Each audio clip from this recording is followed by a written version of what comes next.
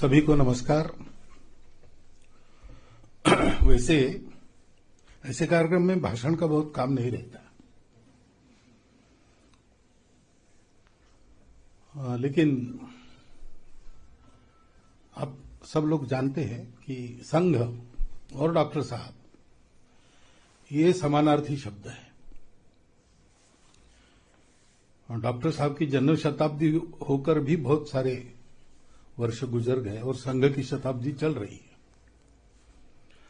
लेकिन जो जो संघ नए नए रूप में विकसित होता है, लोगों को लगता है बदल रहा है, लेकिन वो बदल नहीं रहा है, वो क्रमशः प्रकट हो रहा है। जैसे किसी बीज में से जब अंकुर निकलता है तो उसका रूप, और फल फूलों से लदा उसी से बना वृक्ष, इसके दो रूप अलग अलग है, लेकिन वो बीज से समानार्थी है। वैसे डॉक्टर साहब का जीवन यानी संघ का विचार, संघ की भावना, सब कुछ ऐसा है। और इसलिए शताब्दी के समय ऐसे कोई फिल्म बन रही है, उसके गीतों का लोकार्पण है, तो जाना चाहिए, ये स्वाभाविक बात है। लेकिन एक विशेषता,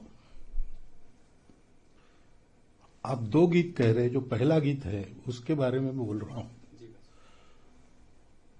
इस पहलू को अभी किसी ने बहुत छुआ नहीं है। वो प्रसंग है, डॉक्टर साहब के माता पिता एक ही दिन 1 घंटे के अंतर से उनकी मृत्यु हो गई। प्लेग में रोगियों की सेवा करते करते दोनों को प्लेग की बाधा हुई और दोनों 1 घंटे के अंतर में चल बसे। उनकी एक ही टाटी पर शव यात्रा गई थी।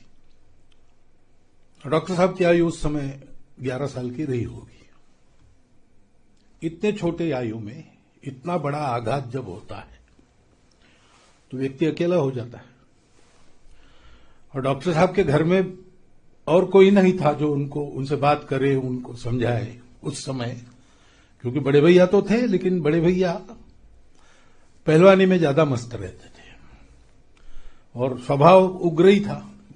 डॉक्टर हेडगेवार का कुल वैशिष्ट्य था कि वो सब लोग जन्म से ही क्रोधी स्वभाव के रहते थे।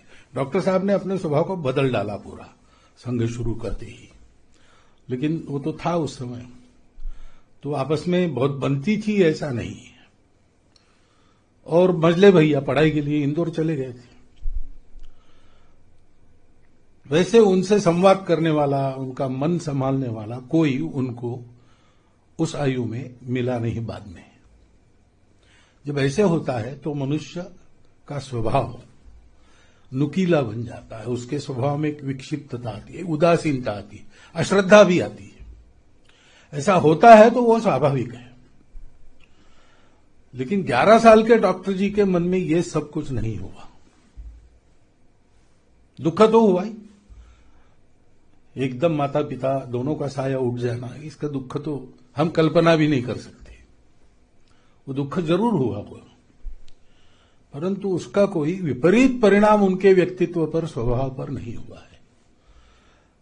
तो जैसे हम उनका वर्णन करते, जन्मजात देशभक्त, देशभक्ति जन्म से ही उनमें थी। यानी प्राथमिक विद्यालय में पढ़ रहे थे, 4th के क्लास में तब, और महारानी विक्टोरिया का जो राज्यारोहण था उसमें, वो भी प्रसंग शायद है फिल्म में।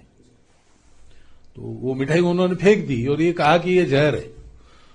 तो हम परतंत्र है और स्वतंत्र होना हमारा कर्तव्य है, ये बात उनको उस आयु में किसी का सिखाना वगैरह ऐसा संभव नहीं था, लेकिन उनके मन में थी। वैसे लगता है ये बात, इसका जब इस पर गौर करते हैं तब, कि उनके व्यक्तित्व में ऐसे बड़े से बड़े आघात पचाकर भी अपनी श्रद्धा को, अपने स्वभाव को बिल्कुल भी इधर उधर होने नहीं देना, एक उत्तम आरोग्य मन का, मजबूत मन, स्वस्थ मन, ये पहले से था। इसलिए आगे चल के कई प्रकार के विरोध करने वाले भी उनके मित्रों में भी थे, विचारधारा का विरोध करने वाले अच्छे मित्र रहते थे। सब प्रकार के लोगों को जोड़ने का ये जो उनका मन था, वो मन ऐसे छोटे मोटे आघात या घटनाओं के कारण अपने आप को विकृत न करने वाला मन था, स्वस्थ मन था। तो ये एक नया पहलू शायद उस गीत में आया है कि उनका साया उठ गया, तो डॉक्टर साहब उस गीत में कहते हैं कि फिर अब देश के लिए ही पूरा देना है। वास्तव में दोनों साए उड़ गए अपने, तो अब मुझे कौन संभालेगा, मुझे समाज क्या देगा, ये ज्यादा विचार आता है, लेकिन ऐसा नहीं हुआ है।